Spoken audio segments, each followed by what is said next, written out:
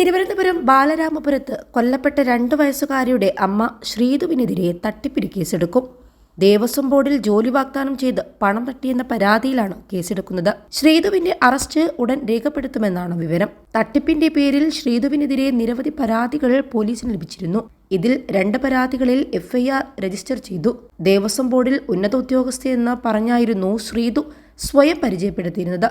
എന്നാൽ ദേവസ്വം ബോർഡിൽ കരാറടിസ്ഥാനത്തിൽ പോലും ശ്രീധു ജോലി ചെയ്തിട്ടില്ലെന്ന് പോലീസ് വ്യക്തമാക്കുന്നുണ്ട്. തനിക്ക് 2 ലക്ഷം രൂപ ശമ്പളമുണ്ടെന്നും താൻ വിചാരിച്ചാൽ ദേവസ്വം ബോർഡിൽ ജോലി ലഭിക്കുമെന്നും വാഗ്ദാനം ചെയ്താണ് ശ്രീധു പണം തട്ടിയത്. പ്രദേശത്തെ സ്കൂളിലെ PTA അംഗങ്ങൾ ഉൾപ്പെടെ ഇവരുടെ കെണിയിൽപ്പെട്ടതായാണ് പോലീസിന് ലഭിച്ചിരുന്ന വിവരം. ഇവരുടെ മൊഴിയും പോലീസ് രേഖപ്പെടുത്തുന്നുണ്ട്.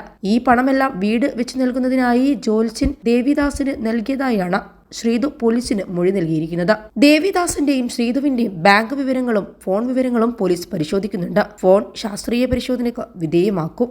21 ലക്ഷത്തോളം സന്തുഷ്ടരായ ഉപഭോക്താക്കളും 2 ലക്ഷത്തോളം തിമിര ശസ്ത്രക്രിയകളും പൂർത്തിയാക്കിയ മലബാറിലെ ഏക കണ്ണാശുപത്രി Al Salama high hospital, hospital road, Perinthalmanna. കുടുംബത്തിന് സാമ്പത്തിക പ്രശ്നമുണ്ടെന്ന് ശ്രീധുവിന്റെ അയൽക്കാരിയായ ഒരു സ്ത്രീയും പറഞ്ഞിരുന്നു. ദേവസ്വം ബോർഡിൽ ജോലി കിട്ടി, മാസം 1 ലക്ഷത്തിൽ കൂടുതൽ വരുമാനമുണ്ടെന്നാണ് അവൾ പറഞ്ഞുകൊണ്ട് നടന്നത്. ശ്രീധുവിന്റെ അമ്മ രാഗിണി ചേച്ചിയും അത് പറഞ്ഞിട്ടുണ്ട്. ജോലി വാങ്ങിക്കൊടുക്കാമെന്ന് പറഞ്ഞ് 10 ലക്ഷം രൂപ വരെ പലരിൽ നിന്നായി വാങ്ങിയിട്ടുണ്ട്. ഇങ്ങനെയാണ് അയൽക്കാരും പറഞ്ഞത്. കടം വാങ്ങിയവരൊന്നും ഒരു പ്രശ്നവും ഉണ്ടാക്കിയിട്ടില്ല. നാളെ തരാമെന്ന് ഈ കുട്ടി പറയും, അവരങ്ങ് പോകും, അത്രയുള്ളൂ. കള്ളം നന്നായി പറഞ്ഞിട്ടുണ്ട്. അച്ഛന്റെ കാലിന്റെ ഫോട്ടോ എടുത്ത് കാശ് കൊടുക്കാനുള്ളയാൾക്ക് അയക്കും. ഇന്ന് ആശുപത്രിയിലാണെന്നൊക്കെ ശ്രീധു പറയും. മറ്റൊരു നാട്ടുകാരി ഇങ്ങനെയാണ് പറഞ്ഞത്. കുഞ്ഞിനെ കിണറ്റിലെറിഞ്ഞു കൊന്നത് സ്വന്തം അമ്മാവനാണെന്നറിഞ്ഞ ഞെട്ടലിലാണ് നാട്ടുകാർ. അമ്മയായ ശ്രീധുവിനെ കുറിച്ചുള്ള ചില സംശയങ്ങളും ഇതിനോടകം തന്നെ നാട്ടുകാരും ബന്ധുക്കളും പോലീസിനോട് പറഞ്ഞിട്ടുണ്ടായിരുന്നു. കൊലപാതകം നടത്തിയത് താനാണെന്ന് ഹരികുമാർ സമ്മതിച്ചെങ്കിലും എന്തിനാണ് ചെയ്തതെന്ന കാര്യത്തെക്കുറിച്ച് പോലീസിന് ഇതുവരെ വ്യക്തത വന്നിട്ടില്ല. ഇതിനായുള്ള അന്വേഷണത്തിലാണ് പോലീസ്.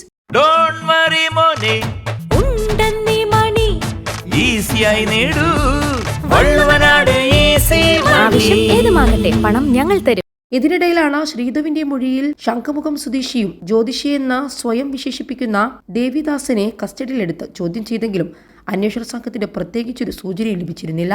സ്വന്തം മകളെ കാണാതായപ്പോഴോ കിണറ്റിൽ മരിച്ച നിലയിൽ കണ്ടെത്തിയപ്പോഴോ ശ്രീധുവിന് യാതൊരു തരത്തിലുള്ള മാറ്റവും ഉണ്ടായിരുന്നില്ല.